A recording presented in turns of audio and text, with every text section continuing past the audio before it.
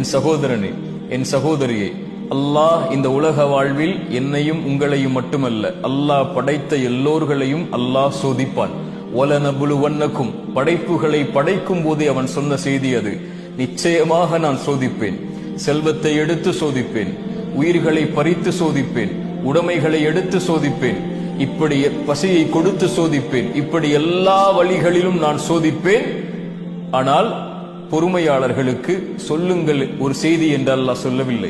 வபஷ்ஷிரிஸ் சாபிரீன், பொறுமையாளர்களுக்கு நல்ல செய்தியை, நற்செய்தியை நபியே சொல்லிவிடுங்கள். என்ன நற்செய்தி? அல்லதீன இதா அஸாபத்துஹும் முஸீபா, அவர்களுக்கு ஏதாவது சோதனை ஏற்பட்டால் அவர்கள் என்ன தெரியுமா சொல்லுவார்கள்? இன்னா லில்லாஹ், நாங்கள் அல்லாஹ்வை சார்ந்தவர்கள். வ இன்னா இலைஹி ராஜிஊன், அவனிடத்தில் தான் நாங்கள் செல்ல இருக்கிறோம். எங்களை படைத்தவன் அவன், எங்களை மரணிக்க செய்பவனும் அவன்தான்.